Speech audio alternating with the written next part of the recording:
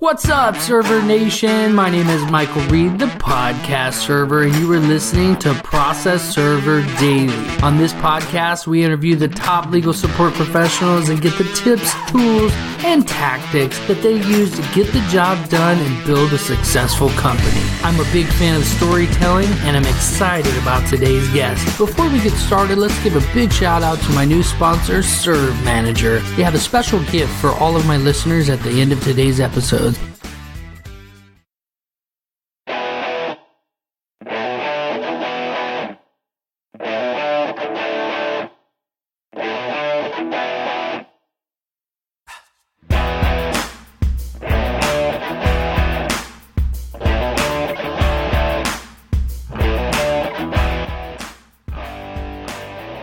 Okay, so our guest today is the president and CEO of Santoni Investigations, a risk mitigation expert and business consultant that anyone would be proud to meet with.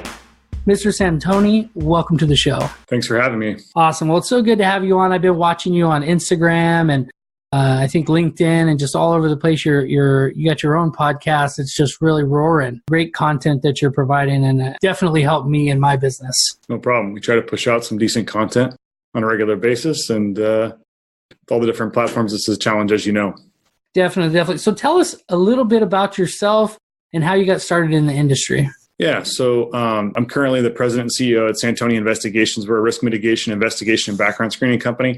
I got started in the business. It's a family-run business. It's been around since 1975. I got involved in 2001 doing field research, undercover buys, process serving, surveillance, skip tracing, all the day-to-day operational things in an investigation agency. We do mostly civil work. And I really prided myself in learning more about the legal and ethical issues surrounding what we do and how we do it as it impacted the rules of evidence and the information and evidence that we put together on our reports. Because whether we're for the WCAB, the state court, federal court, or other administrative courts, really what I found is that what we do, how we do it, impacts the admissibility and how it will work, get leverage in a case, whether that's evidence in court or negotiations. And then I worked in the business for quite some time, learning ins and outs of intellectual property, brand protection, general civil litigation, like I said, workers' comp. And then I realized I really was passionate about helping clients mitigate risk before they need our services. And that's when I formalized and really launched the employment background screening platform in the division, help our clients mitigate risk in the hiring process, contain issues as relates to employees, extended workforce, suppliers, distributors, and things like that. And now kind of a full service offering of services to help our clients, do what they need to do in their business, hopefully before litigation ensues or claims, but also able to consult and assist when those risks do occur and claims occur and, litigation occurs, unfortunately. Well, that's awesome. Taking something when you have one style, one service that you're offering and you start building onto that and you start to see that you're really trying to provide real value to the client. You're not just trying to find what's going to make me an extra buck, like an add-on service. It's more like, how can I keep my clients, attacking their true pain point? How can I keep my clients from ever needing this kind of like corrective service? It's almost like preventive maintenance, right? Right. And I mean, as we know, whether it's any type of business, all of them have different, risk factors, HR, hiring, if you will, extended workforce if they sub-work out, their supply chain. As they have competitors, they do acquisitions, they have internal, external theft. They have all these different factors within the business. And so as we've really seen the underlying issues that impact businesses, working with them to really focus on those things that can cause issues and lead to, brand issues, reputation problems, litigation. In the end, it's bottom line losses that they don't want to see. And there's a lot, the main one is that workers' comp stuff, but really, we operate in California, which is a pretty litigious state, and the employment laws are, very much pro-employee. So it's not so much of if, I always say, it's not a question of if something's going to happen, it's a question of when. And when that does happen, the claim, EDD case, civil litigation, whatever it is, slip and fall, you got to be prepared. And what we found is that being prepared is great and it works really well. The challenge is that a lot of clients don't do that until they've gone through litigation. They've had claims, they've had issues. So, our job is to educate, be a guide to that and show them how it adds value and how it could decrease their costs and decrease expenses and headaches and increase their bottom line and keep their employees at the end of the day safe and their customers safe from those things that could be harmful. That's awesome, Tim. Well, it's good to hear. It's good to hear all about the different things that you're doing. But let's take a step back for a second. Like you got a family? Yep, I've got 4 kids and a wife. My youngest is 6. My oldest is 13. Very active in sports, and we spend a lot of time on the baseball field, volleyball courts, golf course, mountain biking, and try to stay as active as humanly possible. So it keeps us super busy between my wife and I, and we enjoy every minute of it. And keeps you healthy. Yeah, that too. Good stuff. Good stuff. Yeah, I've seen pictures. I think, do you have twin boys? My boys are like Irish twins. They're 10 and 11. They're 15 months apart. Okay. So most people assume they're twins, but they're actually just spitting images of one another. Yeah, I saw them I saw a thing on Instagram at a baseball game or something. I was like, wow, because I have twins too. I got 2 9-year-olds. Okay. Well, yours aren't twins, but yeah, I have 9-year-olds. So. Wow.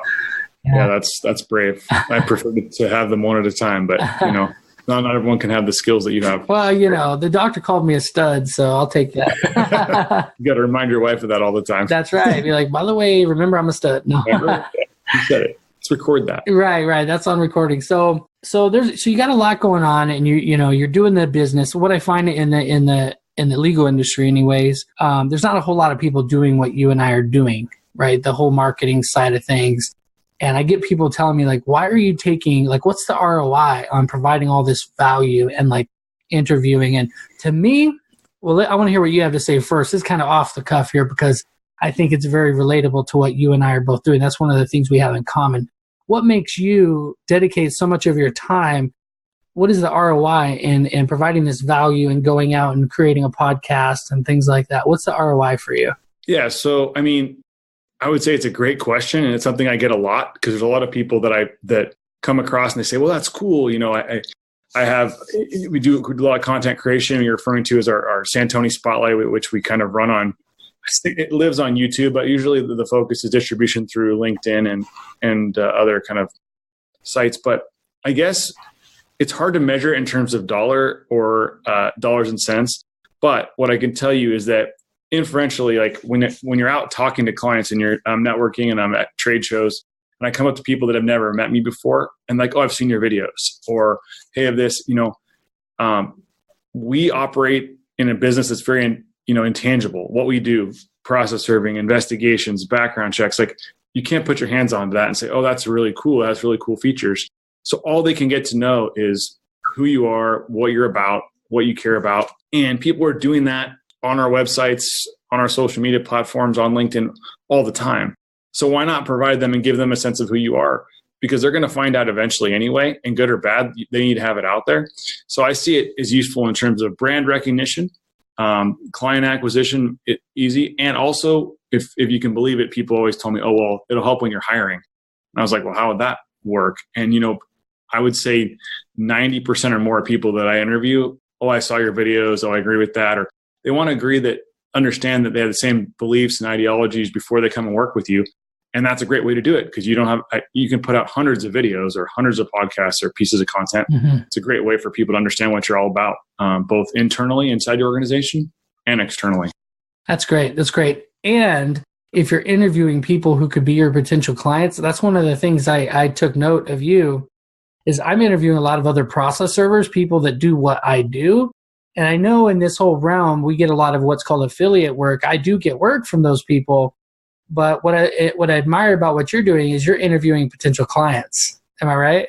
Yeah. So part of my thing is to kind of give it back. So these are a lot of referral partners that refer us business. And that people are always talking about how they want to create more content and have better marketing, and video is one of those things. So I thought, gosh, I'll bring them on. I'll spotlight them. I can leverage their network and my network and highlight what they are. So one, I get to learn more about them. They get to learn more about me in a one-to-one environment. And I get to have the chance to give them what I thought everyone wanted, which is a lot more content, especially video-related content they can use to advertise for themselves and promote themselves. And, most people are like, oh, that's really cool. And then I have some people who will say, well, what do you expect in return? And, there's a lot of theories about reciprocity. And I say, really, I don't want anything. But at some point, I might need something, right? I might need a favor. I might need an introduction. Right? And I want to be top of mind. And so I expect nothing in return, but I know that that's in the grand scheme of life and business, that good things are going to come out of that. And obviously, I get to meet their network virtually when those things happen, and they promote and share what's going on, and in different areas. And with different tools that are available, we can connect with people all over the country and the globe for that matter. And, and connect with clients that I would never have access to unless I knew that person. I'm sure there's people in your network that I don't know that I would love to get to know. I just don't even know they're out there. Right. And there's a ton of ways to go about doing that. And I just see that's one of them that's pretty manageable for us to do. Right. And this, like what we're doing right now, there's going to be a whole group of people that are like, who's this Tim guy? Now, all of a sudden whether it's your Santoni spotlight or whether they just reach out to you for business, we have a lot of people that do that. It's like, oh, I heard you do skip tracing and what's your rates? I get that all the time. I'll get a random voicemail. I'm like, I don't know where they found me, but I watched your video and I wanted to see what you charge for skip tracing. It's like, oh, all right. Yep. It's the state of affairs as it is now, and it's where people go. And, if you're an expert in it, you better have some content about it. And, the more real you can make it, the more relatable you can be. It's just, you got to have the content and you got to have the distribution, and the variable is the creative on the content. Right. But the only way to get good at creating it is to do it over and over again. When I first started, I look back, I'm like, oh my gosh, this is horrible. Like, what was I doing? Right. And then over time it gets better and better, but there's no secret to be like, oh, I'm going to be an expert at it tomorrow. The only way is to just kind of put one foot in front of the other and give it a go. And you always feel worse than you actually are. You get out there and you feel nervous. So I know you got a short amount of time, so let's go ahead and go to the next question. So what is your worst experience working in the field, whether it's your worst case, your worst experience? Worst experience, I guess. I mean, in general, right? If it's a surveillance case looking way back, it's following the wrong person, thinking that, hey, I'm on surveillance and I'm all geeked up and the person's active, and then I follow the wrong car or the wrong person. I was in a case early on. There was a need for a 2-man tail. I was the very proficient surveillance operative, and it was a situation where he knew exactly what he was doing and I had no clue. When I was able to, at that time, I think we were on Nextel walkie-talkies or radios or something. By the time I connected with him, he's like, "Where are you?" And I'm like, "Where are you?" And he was with the subject back on the freeway, and I was still, off of on a side street, the side of the freeway, and it was pretty embarrassing. But it was a learning moment, right? Yeah. And so in moments like that, actually funny you say that, I just had one, because I'm a new PI. I've been doing process servering for a while, skip tracing, all that. But, someone just hired me as a PI and I started with surveillance. And same thing. I thought I had the guy. I thought, I'm going to put one car in between us. It was on a highway, but it was a diesel. And it wasn't smart because it was a 2-lane highway. So I got behind this semi and this guy took off. He was gone. Like I couldn't even see him and I couldn't pass the semi. It was terrible. So I lost. I thought to myself, how do people lose them? Like, how do you lose them? Like, I'll go over a curb. I'll go through the field to get after it, but that's how you lose them. Yep. So good stuff. Okay. Well, that's what I take from your story. It just happens. You just learn from it and move on. So what is your best experience? The experience, let's say when you're 7 years old and you're sitting back in your recliner and you're talking to your grandkids, what is the story you're going to tell them about your greatest experience? I think that people in our industry think of like those kind of, I don't know, field experiences. I've had the opportunity to work on some pretty cool cases. And I guess the ones that come to mind have to do with, we've done some like ex-parte raids and seizures where marshals and law enforcement are involved in serving with coordinating like multi-location seizures at the same time for counterfeit infringing goods. Coordinating those cases, executing on them, working with law enforcement. Those are pretty, until you've done one, you don't realize how much goes into it, but they're pretty rewarding when, you come across and you get 3 warehouses and you're taking a ton of product and you're just counting up the dollars, and you can look back and say, wow, that was pretty impactful. And in terms of taking infringing, counterfeit or dangerous goods out of the marketplace. So those are the ones that come to mind. What I really like doing is helping, most rewarding internally would be for an internal case is working with clients to help them, really decrease settlements in cases, whether it's workers' comp case or other employment litigation where people have filed frivolous suits and they're just exaggerated things. So, I've had cases where we've uncovered information and evidence that saves our clients $200,000, $300,000, $400,000, meaning the difference between what the settlement was before mediation or arbitration or trial and what they settled for. And to me, at the end of the day, if we're not helping drive down the costs of litigation and settlements, then what value are we bringing? And that's really the only way that in our business we can really measure ROI. I did 7 days of surveillance and I got 6 days of footage, but was that useful in actually winning the case or decreasing the settlement costs or getting a fraud charge? And those things are sometimes out of our control.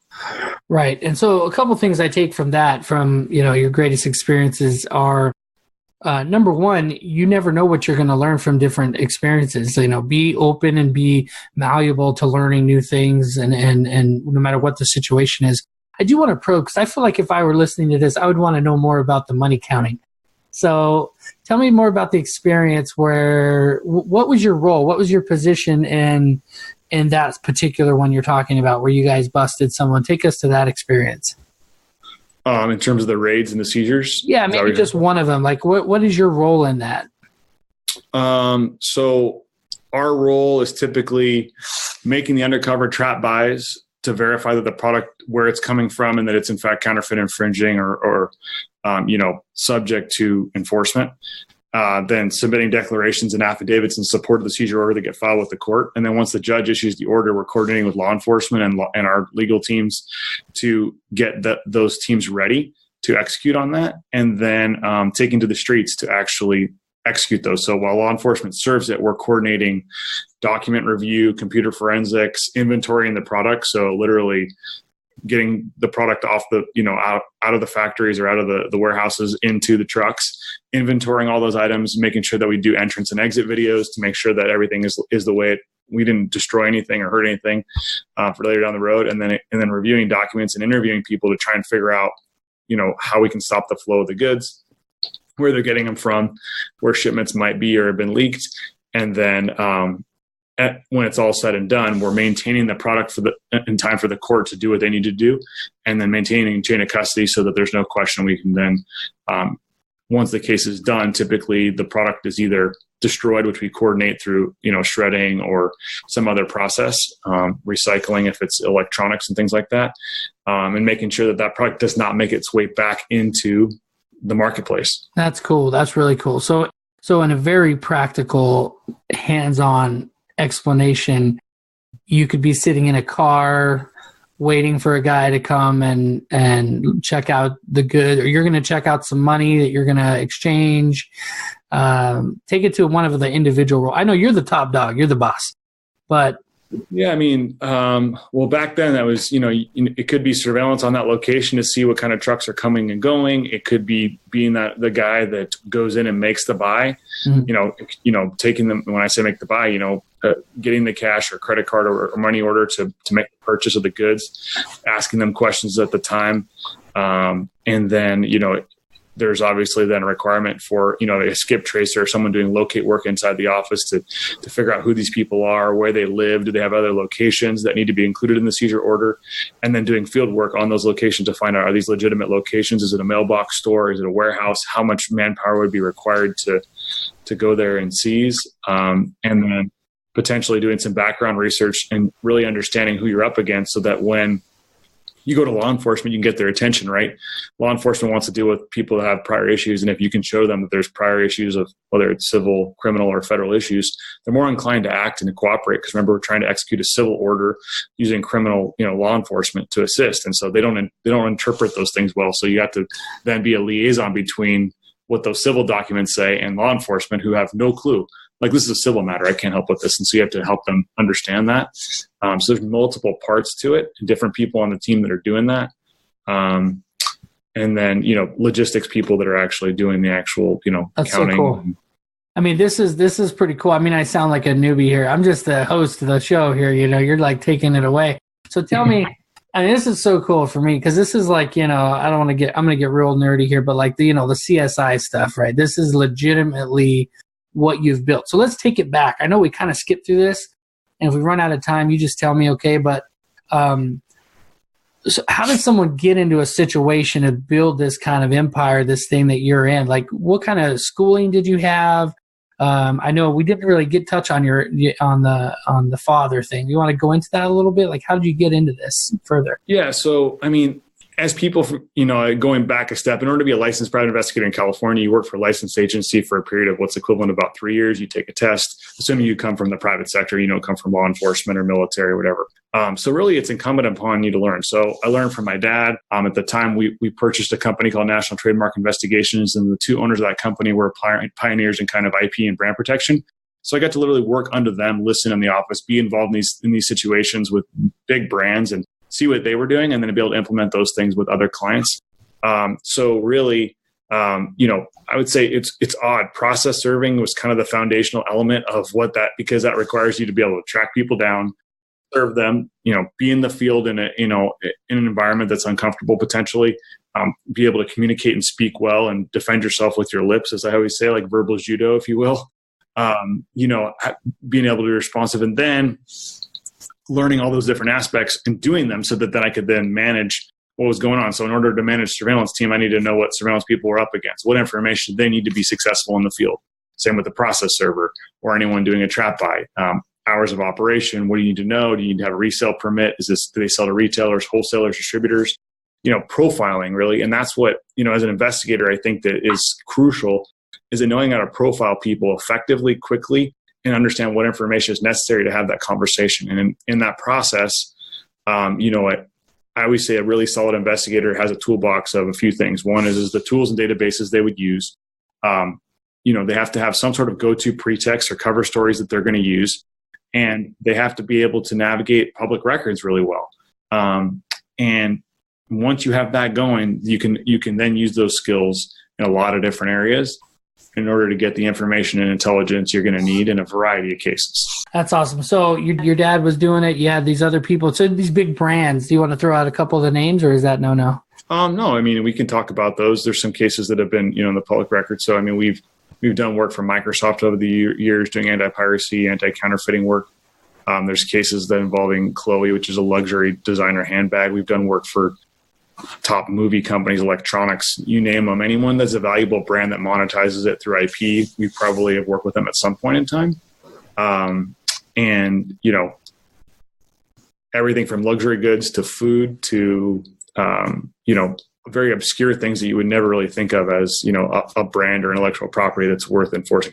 We've done seizures and, for brands that sell furniture, like wooden furniture, stuff you'd never think of. And we've done things like soy sauce and things like that. But, what's cool is that you have to quickly understand and learn about their business, their supply chain, how they sell, what their areas of, their vulnerabilities are, and be able to speak very clearly and accurately about them. So you get to become an expert very quickly. We did a lot of work around the Razor scooters when those were blowing up and people were, having those issues with those, not the scooters, the hoverboards, segways or hoverboards, as you call them, during those times. So trying to take the bad ones out of the marketplace and protect things. So, we have opportunity to work with some great brands and great businesses.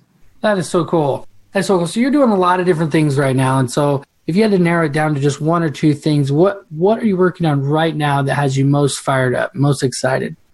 I guess it goes back to the biggest thorn in the client side, which the big brand stories and the raids are fun and those are great, right? But at the end of the day, I think that what we're doing more and more of is consulting with businesses when it relates to workers' comp claims and fraud. So when the carriers and the attorneys are not delivering, they're coming up to us to help put together strategies to help discover.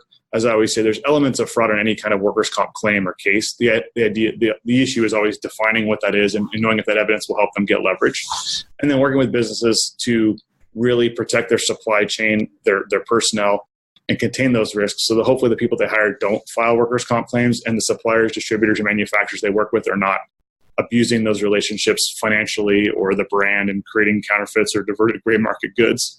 And so really doing that due diligence on that end. And I guess the other thing that I guess is more and more common nowadays is more competitive intelligence. So we're doing work with clients to help them understand the operations of their competitors, from trucks in and trucks out to products in to shift changes to, even in certain situations, trash runs and different things that are just kind of gumshoe investigative techniques that give businesses intel, right? Those are the fun ones. That is fun.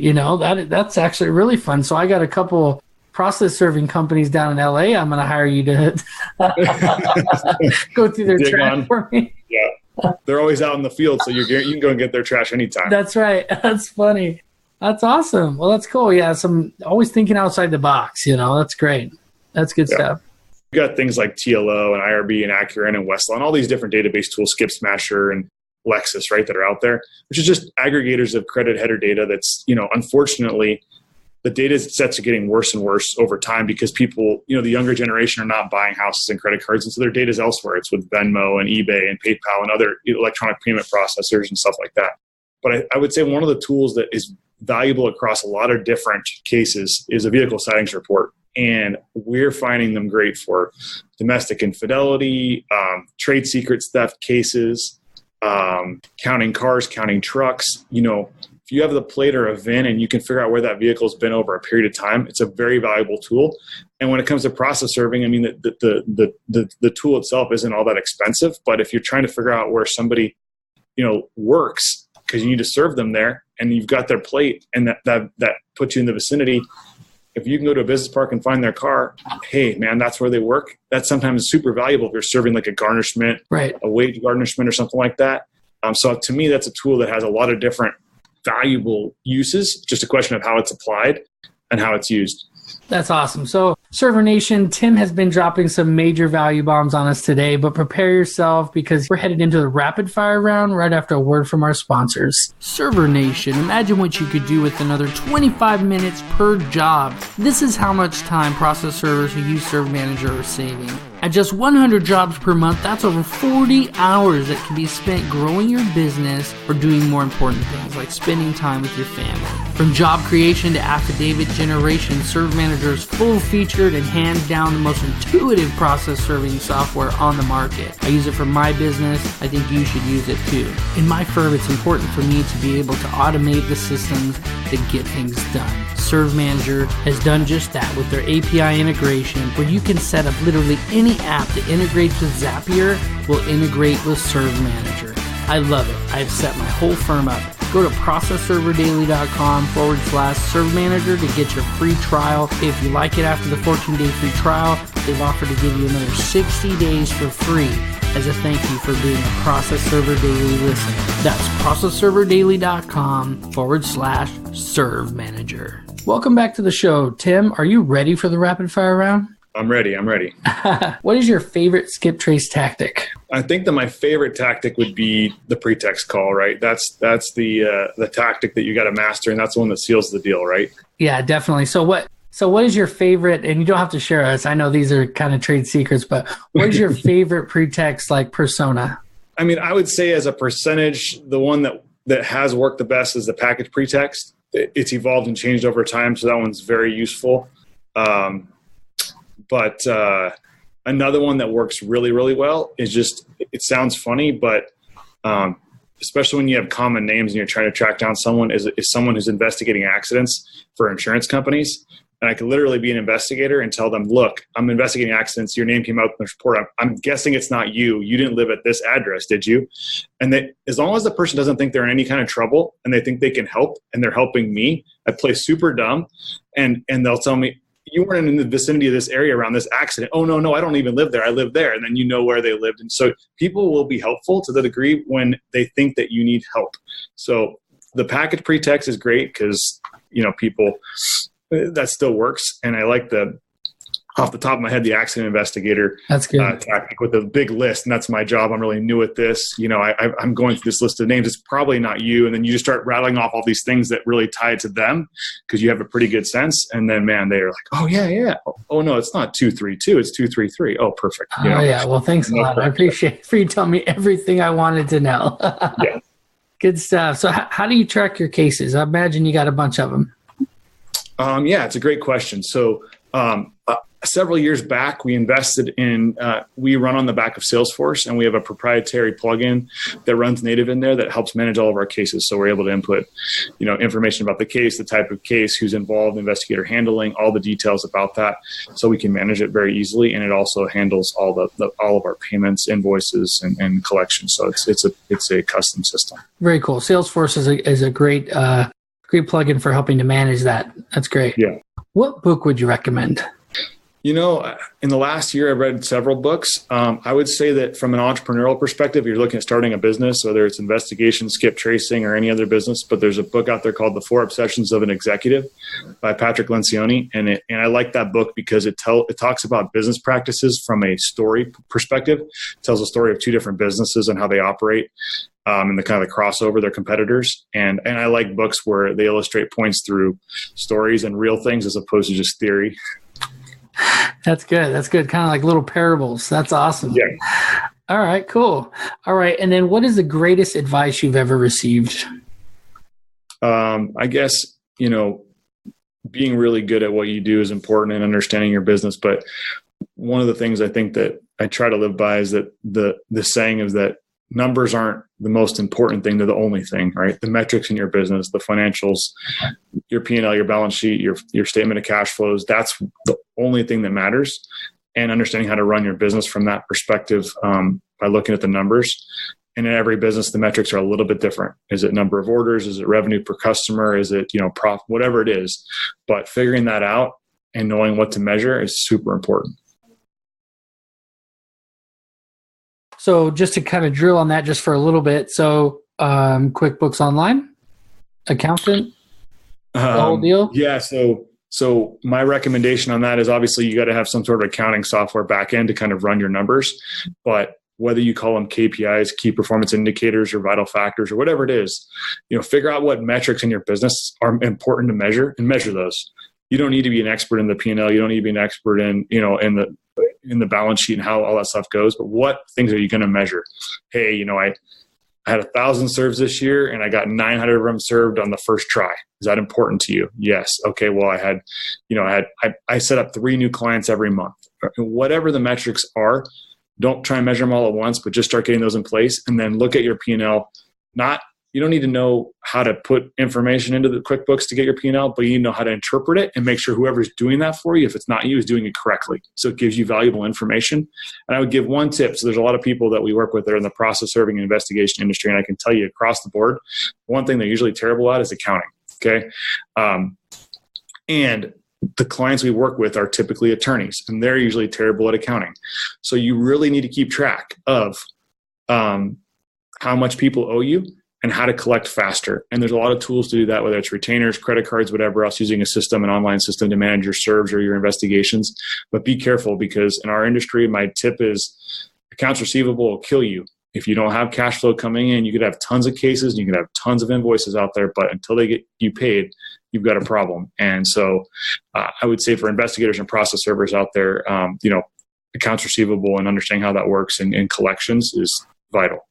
So I love that tip for a couple of reasons. One example I can think of is when I found out I was getting a bunch of cases. I don't know how many, let's just say 100 cases, and about 80 of them were coming from one of these clients where I would have to, where I'd have to do 5 or 6 attempts when I normally only provide 3 attempts. And they were the one client that was paying me half of what I was charging everyone else. And I was always so busy, but I was always so broke.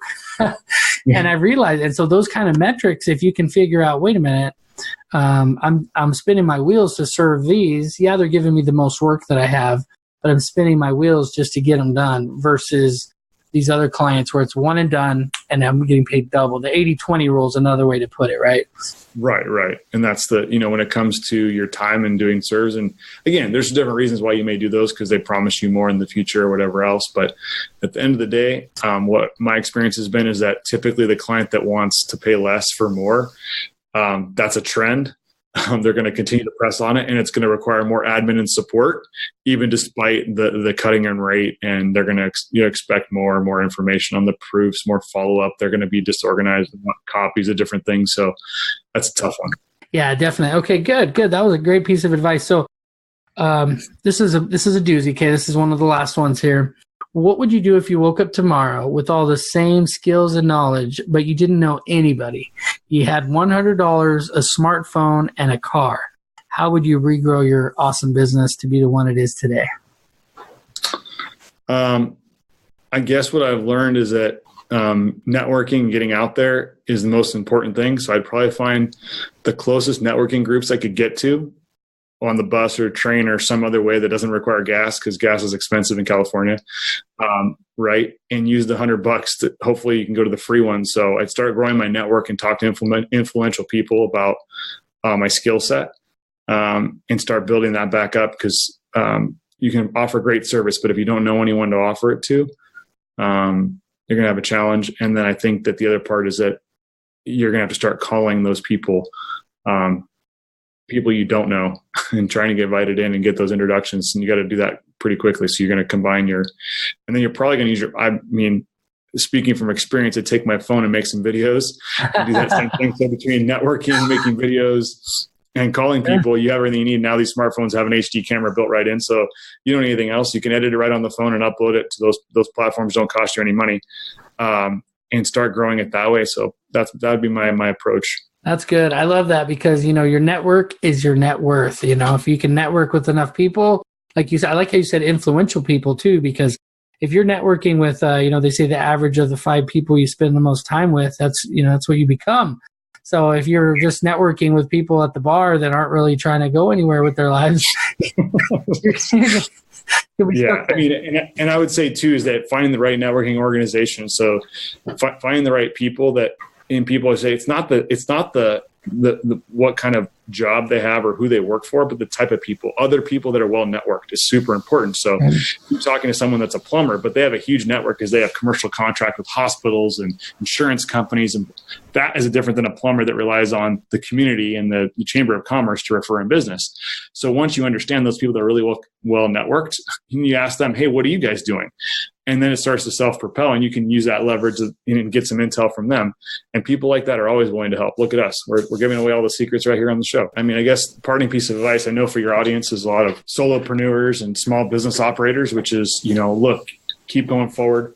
Look at ways to grow value in your business. Make yourself marketable to competitors, and don't, really connect, and don't treat anyone as a competitor, because they could be your best ally. They may need your services. A lot of times people don't do the same things, like process servers. Some people do levies and wage garnishments, and other people don't do criminal ones. So know your competition, build your brand, get out there to people, and never be afraid to connect with or reach out to people that are a lot more successful. Those people are willing to share nuggets of information that'll be super useful.